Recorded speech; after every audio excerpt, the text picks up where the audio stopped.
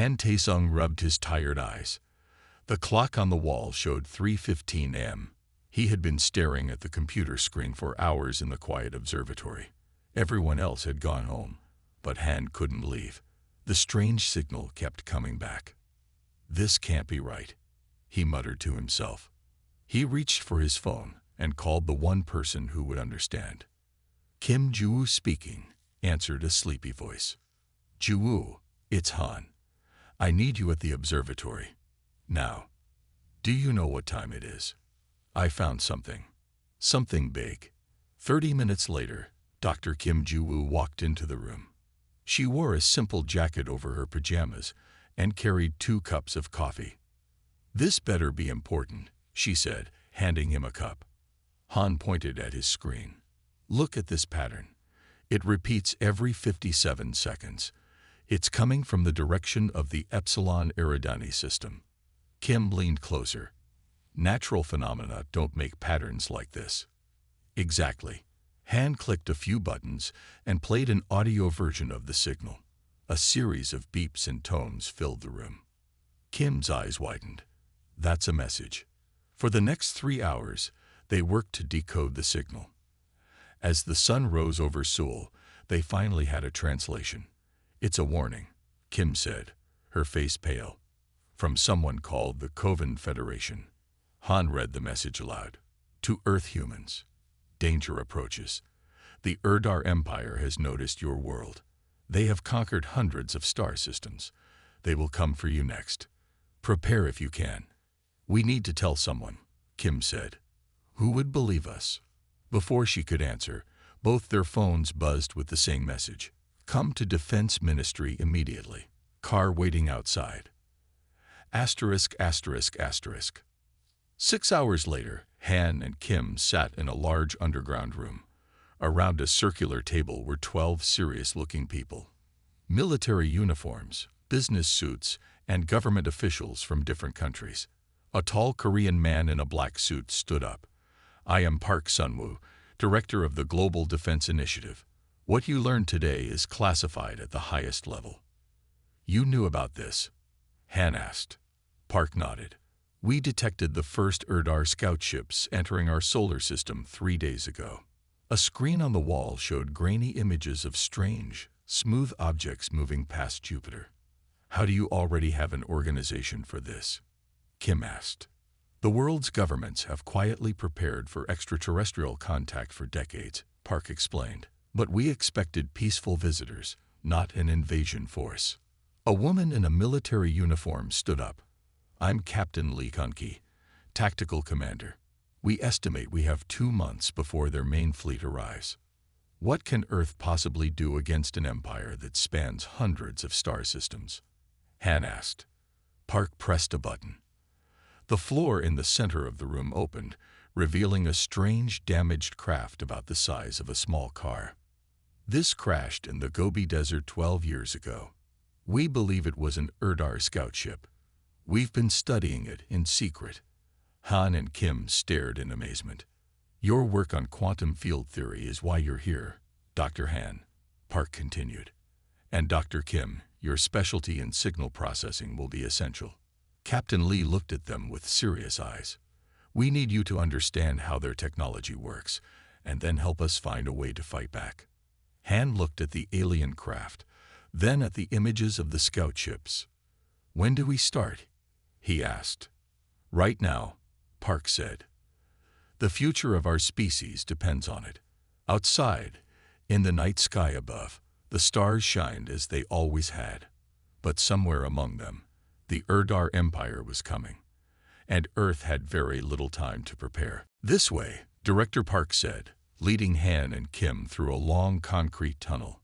The air felt cold and smelled of metal. Lights flickered overhead as they walked deeper underground. After 5 minutes, they entered a massive room filled with people and strange machines. "Welcome to Bunker 7, Park said. "One of 30 similar facilities around the world." Han stared in amazement. The room was bigger than 3 football fields. Scientists in white coats worked at stations filled with computers and equipment. In the center stood what looked like weapons, but unlike any Han had ever seen. "You've been preparing for war with aliens for a long time," Kim said. Captain Lee nodded. "For decades. Most people think space programs are about exploration. The truth is different." They stopped at a large metal door. Park placed his hand on a scanner, and the door opened with a hiss. Inside was the damaged alien scout ship they had seen earlier, now taken apart into pieces. "Your new workplace," Park said. "Everything we know about Erdar technology is in the computers here." A young woman approached them, carrying tablets. "These are your security badges and information packets," she said, handing them to Han and Kim. "I'm Mina, chief engineer. How much do you know about the Erdar?" Han asked. "Not enough," Yoon replied. "Their tech is based on principles we barely understand. That's why you're here." Asterisk, asterisk, asterisk. Days passed quickly. Han spent hours studying the alien power systems, while Kim worked on decoding more messages from space. They slept on cots in the facility, too busy to leave. On the 5th day, Captain Lee called an emergency meeting. "We've detected more ships," she said, showing images on a large screen. "They've reached Mars." The room fell silent. The images showed 20 large vessels, shaped like smooth arrowheads, moving slowly toward Earth. "How much time do we have?" Park asked. "At their current speed, 2 weeks," Lee answered. "Maybe less." Han stood up. "I think I found something. The Erdar power systems create a specific energy field. It's similar to Earth's magnetic field, but artificial." "What does that mean for us?" Park asked. "It could be a weakness," Han said. "If we can disrupt it, we might be able to shut down their ships." Yoon looked skeptical. "With what? We don't have weapons that can target energy fields." "Actually, we might," Kim said, joining the conversation. "The messages I've decoded contain some technical information from the Kovan Federation." She showed a diagram on her tablet. "They fought the Erdar before. They lost, but they found ways to temporarily disable Erdar systems." Captain Lee leaned forward. "Can we build something based on this?" "Maybe," Han said. "But we need to test it." Park looked grim. "We don't have time for extensive testing. The Erdar scout ships are already scanning our defenses. Then we build it and hope it works," Yoon said firmly. Asterisk, asterisk, asterisk. A week later, Han stood with Kim and Yoon in a testing chamber. They had built a small version of what they called a field disruptor. "If this works on the scout ship parts," Han explained to Park and Lee, "we can scale it up." Yoon activated the device. It hummed loudly, vibrating the floor. The piece of Erdar technology on the table flickered, then went dark. "It worked," Kim said, checking her instruments. Before they could celebrate, alarms blared throughout the facility. An officer rushed in. "Sir, the Erdar fleet has increased speed," he reported to Captain Lee. "They'll reach Earth in 3 days." 3 days? Park looked shocked. "How is that possible?" "They must have some kind of faster propulsion system," Han said. "Or they know we're preparing," Lee added grimly. Park turned to them all. "We're out of time. Get that disruptor ready for full deployment." Outside the bunker, across the world, people went about their normal lives, unaware that in just 3 days, everything would change forever. The attack came at dawn. Han was asleep when the alarms blared. He jumped up and ran to the control room. Kim and Yoon were already there, looking at screens showing chaos around the world.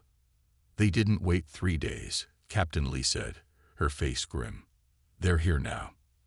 The main screen showed live feeds from major cities. New York, London, Tokyo, Seoul. All were experiencing the same thing. The sky filled with dark, arrow-shaped ships. Beams of blue light shot down, hitting power plants and communication centers. "They're targeting our infrastructure," Park said. "Classic first strike." As they watched, the lights in cities began to go out. Cell phones stopped working. The internet went down. Within an hour, Most of the world lost power and communications. Why aren't they bombing cities? Han asked. They're just disabling technology. They want Earth intact, Lee explained. They want our resources, not a ruined planet. A technician rushed in. Sir, we've lost contact with 15 of our 30 bunkers. Park's face hardened. Activate Protocol Thunderstorm. Now. Across the screens, they watched as hidden facilities around the world powered up. Anti-aircraft weapons emerged from mountain hideaways and desert floors. Military bases thought to be ordinary suddenly revealed advanced weapon systems. This is our backup network, Lee told Han and Kim. Hardened against electromagnetic pulses, we've been building it for years. The weapons began firing at the Urdar ships. Most shots bounced off harmlessly, but occasionally, a hit would cause a ship to wobble. Our conventional weapons can hurt them a little, Park said, but not enough. Asterisk, asterisk, asterisk. In the lab below, Yoon worked frantically on the field disruptor. She called Han and Kim down to help. I've been analyzing the data, she said, pointing to energy readings. The Urdar weapons generate a specific frequency when they fire. There's a pattern, a flaw. Han looked at the readings. You're right. Their energy signature fluctuates after each blast. If we time our disruptor to hit at exactly that moment, Kim said, understanding immediately, we might cause a feedback loop in their systems. Yoon nodded, but we need to get close to one of their ships to test it. Asterisk, asterisk, asterisk. Above ground, the situation worsened. The Urdar ships landed in strategic locations. Strange-looking soldiers emerged, tall beings with metallic skin and 4 arms, carrying advanced weapons. Reports came in from around the world. Hundreds dead, thousands injured, millions hiding in fear. Then all screens in the bunker suddenly showed the same image. An Urdar commander. Its face looked almost human, but with gray skin and no hair. When it spoke, its voice sounded metallic but understandable. People of Earth, I am Supreme Commander Urdarvex of the Urdar Empire. Your planet is now under our control. Your technology is disabled. Your militaries are powerless. Surrender now and serve the Empire, or face extinction. The message repeated in all languages across any working devices around the world. Park looked at Captain Lee. How close is the nearest landed Urdar ship? 20 kilometers from here, she answered. They've set up what looks like a forward command post.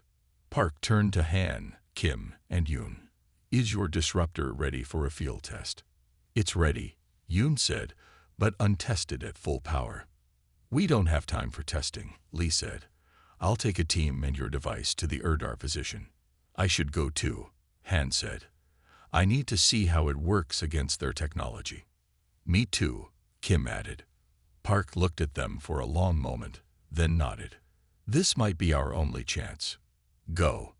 As they loaded equipment into an armored vehicle, Han looked at the sky.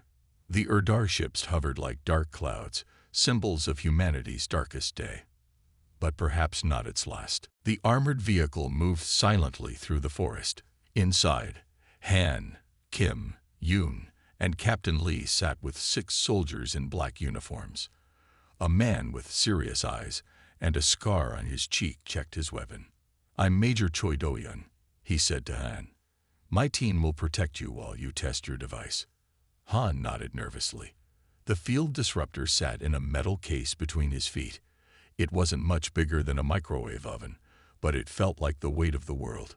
2 kilometers to the Urdar position, the driver reported. Captain Lee looked at them all. Remember the plan. We get within range, activate the disruptor, then observe.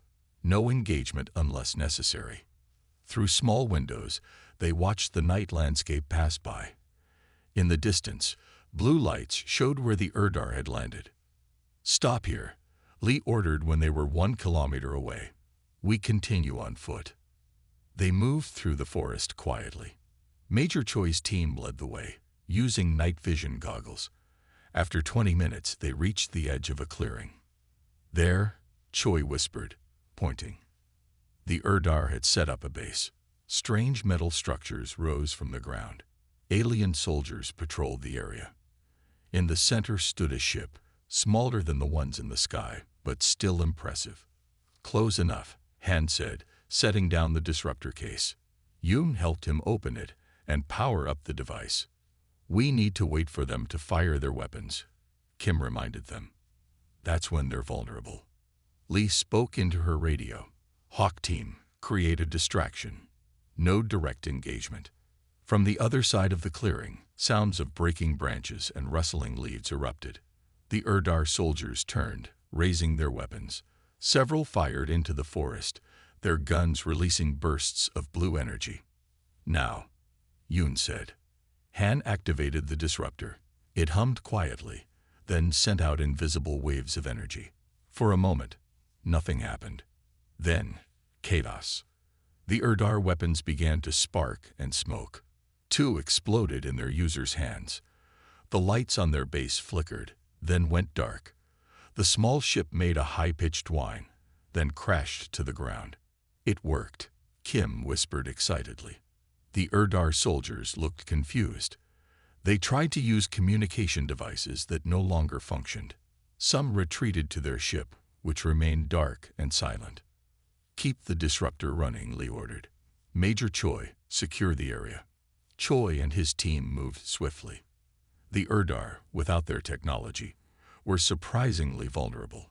Within minutes, Choi's team had captured 4 aliens and secured the perimeter. Han approached one of the alien weapons carefully. The disruptor affected their entire power system, not just their weapons. Yoon examined the small ship. Their technology depends completely on their energy field. Without it, they have nothing. "Earth's magnetic field," Kim said suddenly. "It must be interacting with our disruptor, making it more powerful than we expected." Han's eyes widened. "You're right. Earth's natural field is amplifying our device. That's why it worked so well. Can we use this on a larger scale?" Lee asked. "If we build bigger disruptors and place them strategically around the world," Yoon said, "we could disable their entire fleet." A loud noise from above interrupted them. More Urdar ships were descending. "They know something's wrong here," Choi said, looking up. "We have what we need," Lee decided. "Back to base. Now." As they hurried back to their vehicle, Han felt something he hadn't felt since the invasion began. Hope. Earth had a natural defense that the Urdar had never encountered before, a defense that could be their downfall. In the dark sky above, more Urdar ships appeared. The real battle was just beginning. "We need to move fast," Director Park said. The meeting room was filled with military leaders from around the world, connected through secure channels. "The Urdar will adapt to our disruptor technology." Han, Kim, and Yoon stood before them, explaining their discovery. "Earth's magnetic field amplifies our disruptor effect by 300%, Han explained. "This is why the test worked so well." Park nodded. "How quickly can we build more disruptors?" "With the resources we have, maybe 20 in a week," Yoon answered. "But that's not enough to stop their entire fleet." "We need something bigger," Kim said. "Something that uses Earth's natural advantage." Park pressed a button on the table. A 3D model appeared, showing satellites orbiting Earth. "Project Sunstorm," he said. "Secret platforms we placed in orbit over the last decade. They were designed to collect solar energy for peaceful purposes." Captain Lee's eyes widened. "Could we use them as weapons? If we reconfigure them to generate a massive disruption field?" Yoon said, thinking quickly. "Yes, we could." "How long?" Park asked. 3 days, Yoon said. "Maybe 2 if we work nonstop." "Do it," Park ordered. "Captain Lee, prepare a global counterattack plan. When the satellites are ready, all remaining military forces will strike at once." Asterisk, asterisk, asterisk. For 2 days and nights, Han, Kim, and Yoon barely slept. They worked with engineers around the world to reprogram the Sunstorm satellites. Yoon developed a way to turn the disruptor technology into a weapon that could be deployed widely. In the command center, Captain Lee coordinated with military units hiding across the planet. Major Choi and his special forces trained with the new disruptor weapons. On the morning of the third day, they were ready. Sunstorm satellites are in position, Han reported. All 24 are operational. The Erdar have established bases in 57 locations worldwide, Lee said, pointing to a map. Our forces are in position to strike at all of them. Park looked at the tired but determined faces around him. Begin Operation Thunderstrike. Asterisk, asterisk, asterisk. High above Earth, the Sunstorm satellites activated. They absorbed solar energy, then converted it into a specific frequency that interacted with Earth's magnetic field. A wave of invisible energy spread across the planet. In cities around the world, Erdar technology began to fail.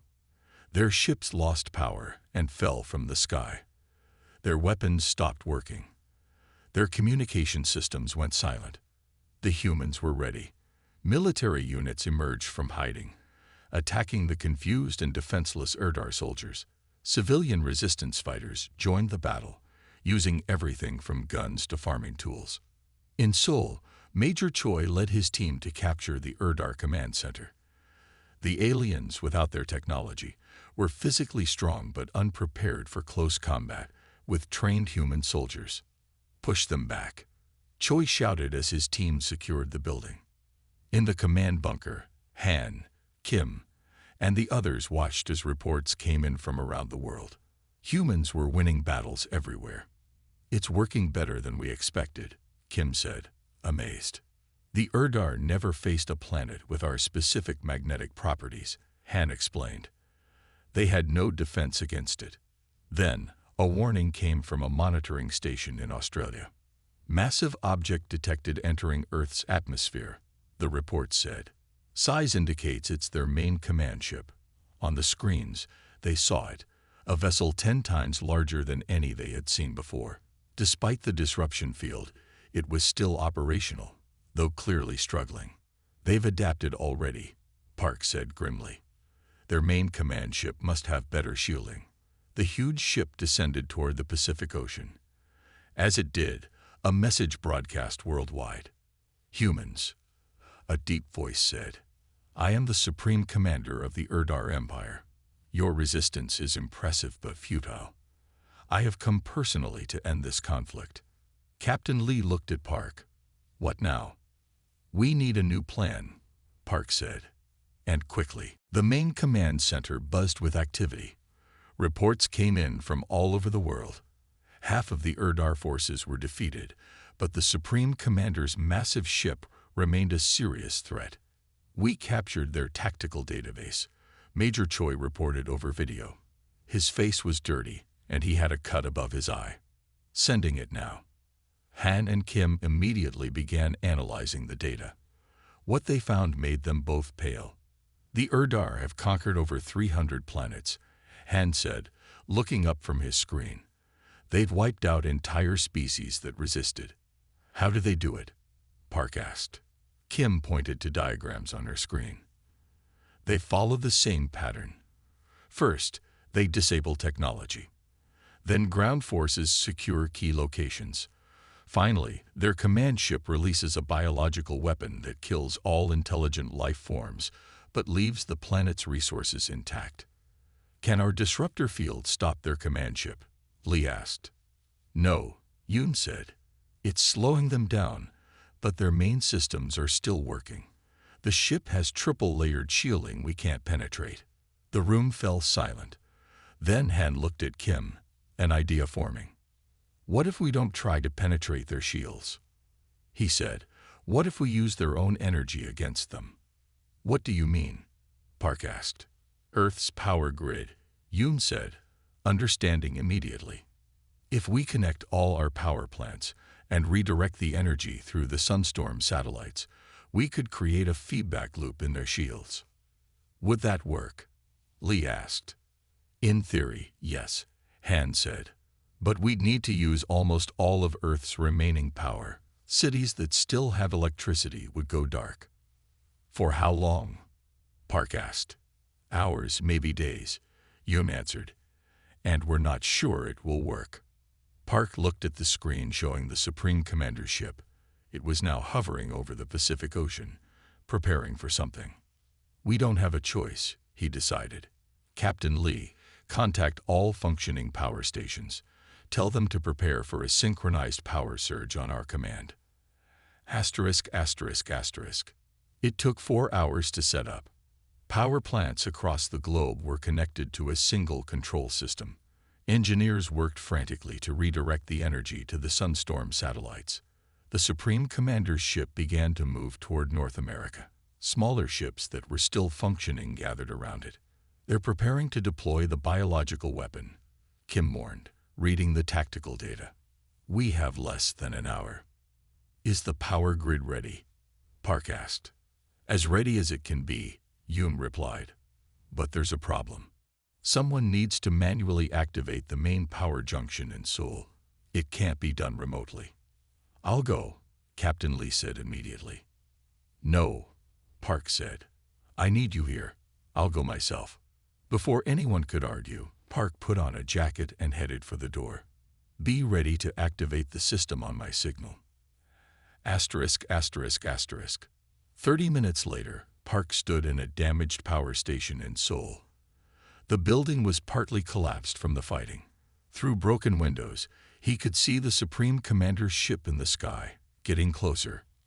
I'm at the junction, he said into his radio. Ready when you are. In the command center, Han, Kim, Yoon, and Lee watched the screens. The Erdar ship was opening what looked like weapon ports. Now, Lee ordered. Across the world, power stations poured all their energy into the grid. Lights went out in cities from Tokyo to London. The Sunstorm satellites glowed brighter than the sun as they channeled the massive energy. A beam of blinding light shot from the satellites toward the Supreme Commander's ship. At first, nothing happened. Then the ship began to glow red. It's working, Han shouted. Their shields are overloading. On screens around the world, people watched as the mighty Erdar command ship began to shake violently. Its shields flickered, then failed completely.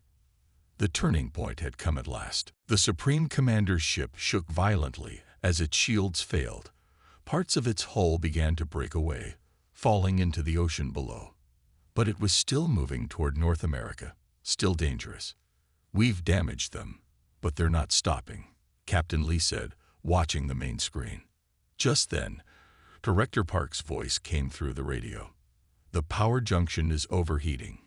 It won't last much longer. Han turned to Yoon. We need more power. The ship is too strong. There's nothing left, Yoon said. We're using everything Earth has. Wait, Kim said suddenly. The Erdar bases we captured. Their power cells are still intact. Can we connect them to our grid? Lee asked. Yes, Yoon said, but someone would need to manually connect each one. We don't have time. Lee grabbed a radio. Major Choi, can you hear me? Loud and clear, Choi's voice replied. We need all captured Erdar power cells connected to the nearest power stations, Lee ordered. Immediately. Understood, Choi said. All teams, new mission. Asterisk, asterisk, asterisk. Across the world, soldiers and civilians worked together. They dragged Erdar power cells from captured bases to local power stations. Engineers quickly connected them to the grid. In Seoul, Director Park watched as the power junction glowed bright red from the strain.